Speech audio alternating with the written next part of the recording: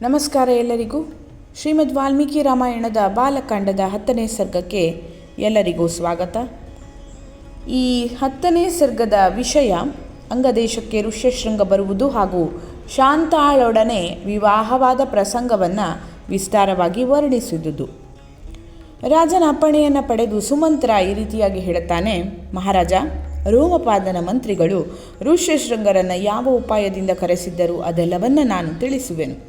ತಾವು ಮಂತ್ರಿಗಳೊಂದಿಗೆ ನನ್ನ ಮಾತನ್ನು ಕೇಳಿರಿ.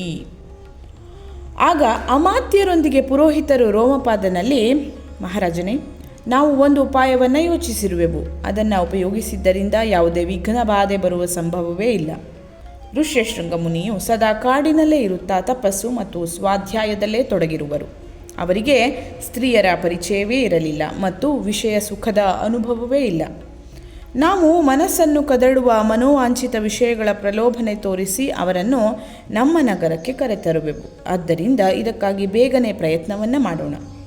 ಸುಂದರ ಆಭೂಷಣಗಳಿಂದ ಅಲಂಕೃತರಾದ ಮನೋಹರ ರೂಪವುಳ್ಳ ವೇಶ್ಯೆಯರು ಅಲ್ಲಿಗೆ ಹೋದರೆ ಅವರು ಬಗೆ ಬಗೆಯ ಉಪಾಯಗಳಿಂದ ಅವರನ್ನು ಮರುಳುಗೊಳಿಸಿ ನಗರಕ್ಕೆ ಕರೆತರುವರು. ಆದ್ದರಿಂದ ಅವರನ್ನು ಸತ್ಕಾರಪೂರ್ವಕ ಕಳಿಸು ಅಂತ ಪುರೋಹಿತರು ಹೇಳುತ್ತಾರೆ.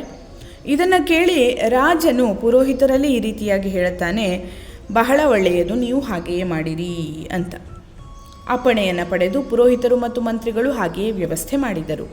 ಆಗ ನಗರದ ಮುಖ್ಯ ವೇಶ್ಯೆಯರು ರಾಜನ ಆದೇಶ ಪಡೆದು ಆ ವನಕ್ಕೆ ತೆರಳಿದರು. ಅಲ್ಲಿ ಮುನಿಯ ಆಶ್ರಮದ ಸ್ವಲ್ಪ ದೂರದಲ್ಲಿ ತಂಗಿದ್ದು ಅವರ ದರ್ಶನಕ್ಕಾಗಿ ಪ್ರಯತ್ನಿಸತೊಡಗಿದರು. ಮುನಿಕುಮಾರ ಋಷ್ಯಶೃಂಗರು ಬಹಳ ಧೀರ ಸ್ವಭಾವದವರಾಗಿದ್ದು ಸದಾ ಆಶ್ರಮದಲ್ಲೇ ಇರುತ್ತಿದ್ದರು. ಅವರಿಗೆ ಯಾವಾಗಲೂ ತನ್ನ ತಂದೆಯ ಬಳಿ ಇರುವುದರಲ್ಲೇ ಹೆಚ್ಚು ಸುಖ ಸಿಗುತ್ತಿತ್ತು. ಆದ್ದರಿಂದ ಅವರು ಆಶ್ರಮದ ಹೊರಗೆ ಬರ್ತಾ ಇರಲಿಲ್ಲ. ಆ ತಪಸ್ವಿ ಋಷಿಕುಮಾರನು ಹುಟ್ಟಿದಂದಿನಿಂದ ಇಂದಿನವರೆಗೆ ಯಾವುದೇ ಸ್ತ್ರೀಯನ್ನು ನೋಡಿರಲಿಲ್ಲ ಹಾಗೂ ತಂದೆಯಲ್ಲದೆ ಬೇರೆ ಪುರುಷನನ್ನು ನೋಡಿರಲಿಲ್ಲ. ನಗರದಲ್ಲಿ ಅಥವಾ ಹಳ್ಳಿಗಳಲ್ಲಿ ವಾಸಿಸುವ ಬೇರೆ ಬೇರೆ ಪ್ರಾಣಿಗಳನ್ನೂ ಸಹ ನೋಡಿರಲಿಲ್ಲ. ಅನಂತರ ಒಂದು ದಿನ ವಿಭಾಂಡಕ ಕುಮಾರ ಋಷ್ಯಶೃಂಗನು ಅಕಸ್ಮಾತ್ ತಿರುಗಾಡುತ್ತಾ ವೇಶ್ಯೆಯರು ತಂಗಿದ್ದ ಸ್ಥಾನಕ್ಕೆ ಬಂದನು. ಅಲ್ಲಿ ಅವನು ಆ ಸುಂದರ ವನಿತೆಯರನ್ನು ನೋಡಿದನು. ಆ ಪ್ರಮದೆಯರ ವೇಷಭೂಷಣಗಳು ಸುಂದರ ಮತ್ತು ಅದ್ಭುತವಾಗಿತ್ತು. ಅವರು ಮಧುರವಾಗಿ ಹಾಡುತ್ತಿದ್ದರು. ಅಲ್ಲಿಗೆ ಬಂದ ಋಷಿಕುಮಾರನನ್ನು ನೋಡಿ ಅವರೆಲ್ಲರೂ ಅವನ ಬಳಿಗೆ ಬಂದು ಸುತ್ತುವರೆದು ನಿಂತು ಹೀಗೆ ಹೇಳತೊಡಗಿದರು: ವಿಪ್ರೋತ್ತಮನೇ, ನೀನು ಯಾರು? ಏನು ಮಾಡುತ್ತಿರುವೆ? ಈ ನಿರ್ಜನವನದಲ್ಲಿ ಆಶ್ರಮದಿಂದ ಹೊರಗೆ ಇಷ್ಟು ದೂರ ಬಂದು ಒಬ್ಬನೇ ಏನು ವಿಚಾರ ಮಾಡ್ತಾ ಇದ್ದೀಯಾ? ಇದನ್ನು ನಮಗೆ ಹೇಳು, ನಾವು ಇದನ್ನು ತಿಳಿಯಲು ಬಯಸುತ್ತಿರುವೆವು ಅಂತ ಹೇಳ್ತಾರೆ. ಋಷ್ಯಶೃಂಗನು ಕಾಡಿನಲ್ಲಿ ಎಂದೂ ಸ್ತ್ರೀಯನ್ನು ನೋಡಿರಲಿಲ್ಲ. ಆ ಸ್ತ್ರೀಯರು ಅತ್ಯಂತ ಕಮನೀಯ ರೂಪವತಿಯರಾಗಿದ್ದರು. ಆದ್ದರಿಂದ ಅವರನ್ನು ನೋಡಿ ಅವನ ಮನಸ್ಸಿನಲ್ಲಿ ಸ್ನೇಹ ಉಂಟಾಯಿತು. ಆದ್ದರಿಂದ ಅವನು ತನ್ನ ಮತ್ತು ತಂದೆಯ ಪರಿಚಯ ಮಾಡಿಸಲು ವಿಚಾರ ಮಾಡಿ ಅವನು ಈ ರೀತಿಯಾಗಿ ಹೇಳುತ್ತಾನೆ: ನನ್ನ ತಂದೆ ವಿಭಾಂಡಕ ಮುನಿಗಳು, ನಾನು ಅವರ ಔರಸ ಪುತ್ರನು. ನನ್ನ ಹೆಸರು ಋಷ್ಯಶೃಂಗ. ನನ್ನ ನಿತ್ಯ ನೈಮಿತ್ತಿಕ ತಪಸ್ಸು ಇತ್ಯಾದಿ ಕರ್ಮಗಳು ಈ ವನದಲ್ಲೇ ನಡೆಯುತ್ತಿವೆ. ಇಲ್ಲಿ ಸನಿಹದಲ್ಲಿ ನನ್ನ ಆಶ್ರಮವಿದೆ. ನೀವು ನೋಡಲು ಪರಮ ಸುಂದರರಾಗಿದ್ದೀರಿ. ನೀವು ನನ್ನ ಆಶ್ರಮಕ್ಕೆ ನಡೆಯಿರಿ. ಅಲ್ಲಿ ನಾನು ನಿಮ್ಮೆಲ್ಲರನ್ನ ವಿಧಿವತ್ತಾಗಿ ಪೂಜಿಸುವೆನು. ಈ ರೀತಿಯಾಗಿ ಋಷಿಕುಮಾರ ಹೇಳುತ್ತಾನೆ. ಋಷಿಕುಮಾರನ ಈ ಮಾತನ್ನು ಕೇಳಿ ಅವರೆಲ್ಲರೂ ಒಪ್ಪಿಕೊಂಡರು. ಮತ್ತು ಆ ಎಲ್ಲ ಸುಂದರಿಯರು ಅವನ ಆಶ್ರಮವನ್ನು ನೋಡಲು ಹೊರಟರು. ಅಲ್ಲಿಗೆ ಹೋದ ಮೇಲೆ ಋಷಿಕುಮಾರರು, ಇದೋ ಅರ್ಘ್ಯ, ಇದೋ ಪಾದ್ಯ, ಇದು ಭೋಜನಕ್ಕಾಗಿ ಫಲಮೂಲಗಳು ಸಿದ್ಧವಾಗಿವೆ ಎಂದು ಹೇಳುತ್ತಾ ಅವರೆಲ್ಲರನ್ನ ವಿಧಿವತ್ತಾಗಿ ಪೂಜಿಸಿದನು. ಋಷಿಕುಮಾರನ ಪೂಜೆಯನ್ನು ಸ್ವೀಕರಿಸಿ ಅವರೆಲ್ಲರೂ ಹೊರಟು ಹೋಗಲು ಉತ್ಸುಕರಾದರು. ಅವರಿಗೆ ವಿಭಾಂಡಕ ಮುನಿಯ ಭಯವಿತ್ತು. ಅದಕ್ಕಾಗಿ ಅವರು ಶೀಘ್ರವಾಗಿ ಅಲ್ಲಿಂದ ಹೋಗಲು ವಿಚಾರ ಮಾಡಿದರು. ಅವರು ಹೇಳುತ್ತಾರೆ: ವಿಪ್ರರೇ, ನಮ್ಮ ಬಳಿಯೂ ಇಂತಹ ಉತ್ತಮೋತ್ತಮ ಫಲಗಳಿವೆ. ಇದನ್ನು ಸ್ವೀಕರಿಸಿರಿ.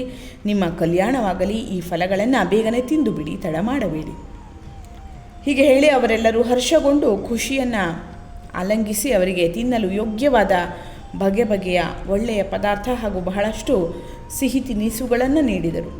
ಅವನ್ನು ಸವಿಯುತ್ತಾ ತೇಜಸ್ವಿ ಋಷಿಯು ಇವುಗಳು ಫಲಗಳೆಂದೇ ತಿಳಿದನು. ಏಕೆಂದರೆ ಇದಕ್ಕಿಂತ ಮೊದಲು ಎಂದೂ ಅವನು ಅಂತಹ ಪದಾರ್ಥಗಳನ್ನು ತಿಂದಿರಲಿಲ್ಲ. ಸದಾ ವನದಲ್ಲೇ ಇರುವವರಿಗೆ ಇಂತಹ ವಸ್ತುಗಳ ರುಚಿ ಸವಿಯುವ ಅವಕಾಶವಾದರೂ ಎಲ್ಲಿ ತಾನೇ ಇರುವುದು?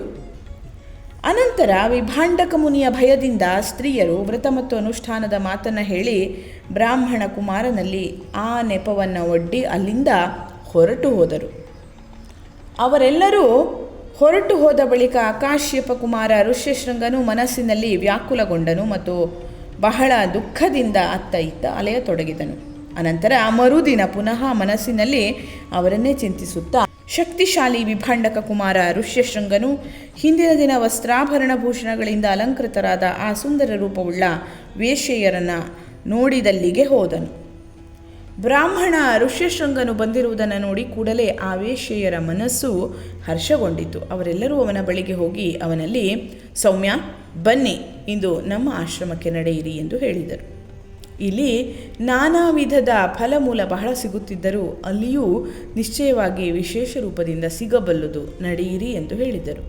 ಅವರೆಲ್ಲರ ಮನೋಹರ ಮಾತನ್ನು ಕೇಳಿ ಋಷ್ಯಶೃಂಗನು ಅವರೊಂದಿಗೆ ಹೊರಡಲು ಸಿದ್ಧನಾದನು. ಆ ಸ್ತ್ರೀಯರೆಲ್ಲ ಅವನನ್ನು ಅಂಗದೇಶಕ್ಕೆ ಕರೆದುಕೊಂಡು ಹೋದರು.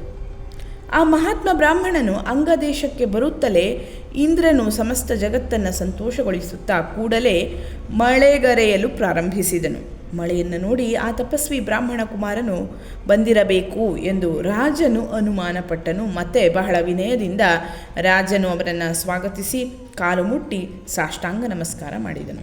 ಮತ್ತೆ ಸಂತುಷ್ಟನಾದ ರೋಮಪಾದನು ಋಷಿಗೆ ಅರ್ಘ್ಯ ಪಾದ್ಯಾದಿಗಳನ್ನು ನಿವೇದಿಸಿ ಆ ವಿಪ್ರ ಶಿರೋಮಣಿಯಲ್ಲಿ, ಸ್ವಾಮಿ, ತಮ್ಮ ಮತ್ತು ತಮ್ಮ ಪಿತನ ಕೃಪಾ ಪ್ರಸಾದ ನನಗೆ ಸಿಗಲಿ ಎಂದು ವರವನ್ನು ಬೇಡಿದನು. ಎಲ್ಲಾದರೂ ಕಪಟಪೂರ್ವಕ ಇಲ್ಲಿಗೆ ಕರೆತಂದ ರಹಸ್ಯವನ್ನು ತಿಳಿದಾಗ ವಿಪ್ರವರ ಋಷ್ಯಶೃಂಗ ಅಥವಾ ವಿಭಾಂಡಕ ಮುನಿಯ ಮನಸ್ಸಿನಲ್ಲಿ ನನ್ನ ಕುರಿತು ಕ್ರೋಧ ಉಂಟಾಗದಿರಲೆಂದು ಹೀಗೆ ಮಾಡಿದನು. ಅನಂತರ ಋಷ್ಯಶೃಂಗರನ್ನು ಅಂತಃಪುರಕ್ಕೆ ಕರೆದುಕೊಂಡು ಹೋಗಿ ರಾಜನು ಶಾಂತಚಿತ್ತದಿಂದ ಶಾಂತಾಳನ್ನು ಅವರೊಂದಿಗೆ ವಿಧಿವತ್ತಾಗಿ ಮದುವೆ ಮಾಡಿಕೊಟ್ಟನು. ಹೀಗೆ ಮಹಾತೇಜಸ್ವಿ ಋಷ್ಯಶೃಂಗನು ರಾಜನಿಂದ ಪೂಜಿತನಾಗಿ ಸಮಸ್ತ ಮನೋವಾಂಛಿತ ಭೋಗಗಳನ್ನು ಪಡೆದು ತನ್ನ ಧರ್ಮಪತ್ನಿ ಶಾಂತಾಳೊಂದಿಗೆ ಅಲ್ಲೇ ಇರಲು ತೊಡಗಿದನು. ಇಲ್ಲಿಗೆ ವಾಲ್ಮೀಕಿ ವಿರಚಿತ ಆರ್ಷರಾಮಾಯಣ ಆದಿಕಾವ್ಯದ ಬಾಲಕಾಂಡದಲ್ಲಿ 10ನೇ ಸರ್ಗ ಪೂರ್ಣವಾಯಿತು. ಧನ್ಯವಾದಗಳು. ಲೋಕಾಃ ಸಮಸ್ತಾಃ ಸುಖಿನೋ ಭವಂತು.